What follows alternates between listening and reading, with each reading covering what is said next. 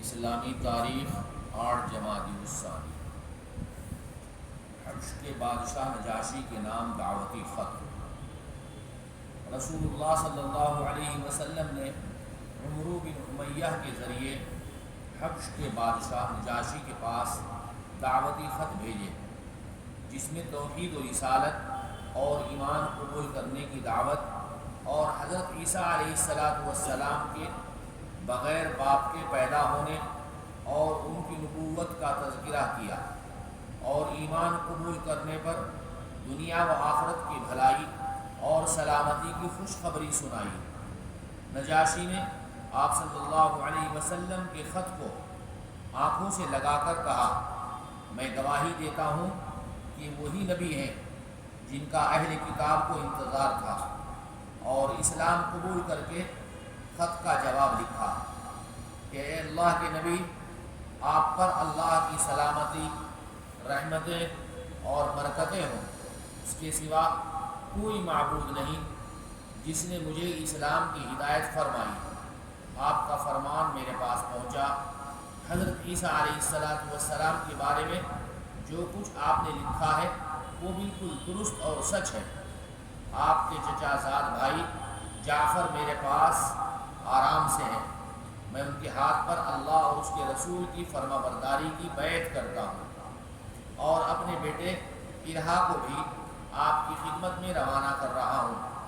اگر آپ کا منشا ہو تو میں ضرور آپ کی خدمت میں حاضر ہوں گا۔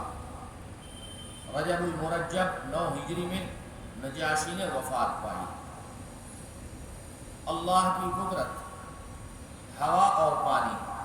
اللہ تعالیٰ نے اپنی قدرت سے ہوا کو پیدا فرمایا، جو ہر جاندار کے لیے نہایت ہی ضروری چیز ہے۔ اگر ہوا نہ ہوتی تو خشکی کے سارے جانور زندہ نہ رہ پاتے۔ ہوا کی وجہ سے بدن کی حرارت معتدل رہتی ہے۔ اسی طرح اللہ تعالیٰ نے پانی کو پیدا فرمایا، یہ بھی جانداروں کے لیے اہم اور ضروری چیز ہے۔ یہ اللہ تعالیٰ کی کیسی عجیب قدرت ہے کہ خشکی کے جانوروں کو ایسا بنایا کہ بغیر ہوا کے وہ زندہ نہیں رہ سکتے، اور پانی میں رہنے والے جانوروں کو ایسا بنایا کہ بغیر پانی کے وہ زندہ نہیں رہ سکتے۔ ایک فرض کے بارے میں، رکوع اور سجدہ اچھی طرح کرنا۔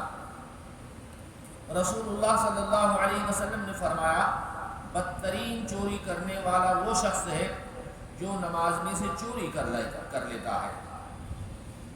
صحابہ کرام رضوان اللہ تعالی علیہ مجمعین نے عرض کیا، یا رسول اللہ، آدمی نماز میں سے کس طرح چوری کر لیتا ہے؟ ارشاد فرمایا، وہ رکوع اور سجدے اچھی طرح نہیں کرتا۔ رکوع اور سجدے اچھی طرح نہ کرنے کو حضور اکرم صلی اللہ علیہ وسلم نے چوری بتایا ہے۔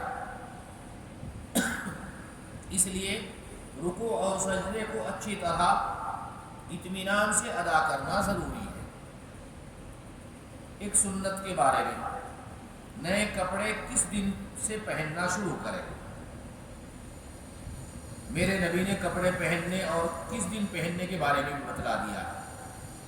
رسول اللہ صلی اللہ علیہ وسلم جب کبھی نئے کپڑے پہنتے تو اسے جمعہ کے دن پہنتے، یعنی اس کی شروعات نئے کپڑے کی جمعہ کے دن سے ہوتی۔ ایک اہم عمل کی فضیلت، توبہ کرنے کا ثواب۔ رسول اللہ صلی اللہ علیہ وسلم نے فرمایا، سورج کے مغرب سے نکلنے سے پہلے جو شخص توبہ کر لے گا اس کی توبہ قبول کر لی جائے گی۔ قیامت کے قریب سورج جو ہے جدھر ڈوبتا ہے ادھر سے نکلے گا۔ مغرب اسی کو کہا جاتا ہے جہاں سورج ڈوبتا ہے۔ اس سے پہلے جو بندہ توبہ کرے گا اللہ تعالیٰ اس کی توبہ قبول کر لیں گے۔ ایک گناہ کے بارے میں، والدین کے نافرمان کو دنیا میں سزا۔ رسول اللہ صلی اللہ علیہ وسلم نے فرمایا، اللہ تعالیٰ ہر گناہ کی سزا قیامت تک مؤخر کر دیتا ہے، مگر اللہ تعالیٰ ماں باپ کی نافرمانی کرنے والے کو مرنے سے پہلے ہی دنیا میں سزا دے دیتے ہیں۔ آخرت کی سزا الگ ہے، لیکن دنیا میں ہی سزا مل جائے گی۔ جو اپنے ماں باپ کو تکلیف پہنچاتے ہیں، نافرمانی کرتے ہیں۔ دنیا کے بارے میں، دنیا سے بچو۔ رسول اللہ صلی اللہ علیہ وسلم نے فرمایا یہ دنیا میرے سامنے ظاہر ہوئی تو میں نے اس سے کہا تو مجھ سے دور ہٹ جا۔ پھر وہ جاتے ہوئے کہنے لگی آپ تو مجھ سے بچ گئے ہیں مگر آپ کے بعد آنے والے مجھ سے نہ بچ سکیں گے۔ ہمارا حال یہی ہے کہ ہم دنیا میں زیادہ لگے ہوئے رہتے ہیں اور آخرت کے بارے میں کوئی فکر نہیں، بے فکر بیٹھے ہیں۔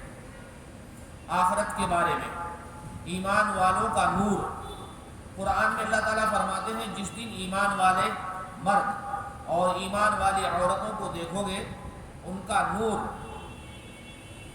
ان کے آگے اور ان کے داہنی طرف دوڑتا ہوگا۔ ان سے کہا جائے گا آج تم کو ایسے باغوں کی خوشخبری دی جاتی ہے جن کے نیچے نہریں جاری ہیں، وہ ان باغوں میں ہمیشہ رہیں گے۔ یہ بہت ہی بڑی کامیابی ہے۔ طب نبوی سے علاج، جن کے اوپر جنات اور آسیب کا اثر ہو جاتا ہے، ہوائی چیزوں کا، اللہ کے نبی علیہ السلام نے اس کا نسخہ بتلا دیا ہے۔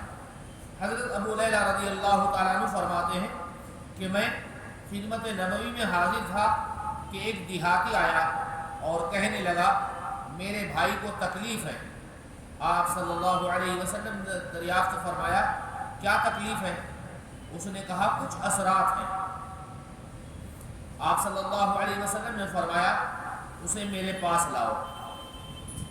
چنانچہ اس کو آپ کی خدمت میں حاضر کیا تو حضور اکرم صلی اللہ علیہ وسلم نے چند آیتیں پڑھ کر دم فرمایا جس سے وہ بالکل ٹھیک ہو گیا۔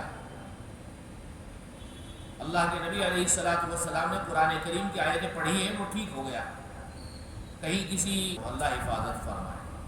وہ آیتیں یہ ہیں سورہ فاتحہ شروع، سورہ بقرہ کی 4 آیتیں اور درمیان کی 2 آیتیں، وَإِلَٰهُكُمْ إِلَٰهٌ وَاحِدٌ آیت الکرسی، اور سورہ بقرہ کی آخری 3 آیتیں اور سورہ آل عمران کی 1 آیت، شہید اللہ انہ لا الہ الا ہو، سورہ اعراف کی 1 آیت، ان ربکم اللہ الذی خلق السماوات والارض، یہ پوری آیت پڑھنا ہے، اور سورہ مومنون کی 1 آیت، ومن يدع مع اللہ الہا آخر، سورہ جن کی 1 آیت، وَأَنَّهُ تَعَالَى جَدُّ رَبِّنَا مَا اتَّخَذَ صَاحِبَةً وَلَا وَلَدًا، اور شروع سورہ صافات کی 10 آیتیں اور سورہ حشر کی آخری 3 آیتیں، پھر قُلْ هُوَ اللَّهُ أَحَدٌ سورہ اخلاص پوری سورہ،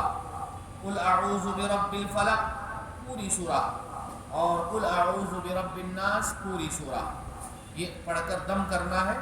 اللہ کے نبی علیہ السلام نے اس دیہاتی کے اوپر پڑھ کر دم کیا ہے، دیہاتی بالکل ٹھیک ہو گیا ہے۔ یہی طریقہ اللہ کے نبی نے اپنی امت کو بتلایا ہے۔ اللہ عمل کی توفیق عطا فرمائے۔ سبحان اللہ وبحمدہ، سبحانک اللہم وبحمدک، ونشہد ان لا الہ الا انت، نستغفرک ونتوب الیک۔ سبحان ربک رب العزة عما یصفون، وسلام علی المرسلین، والحمد للہ رب العالمین۔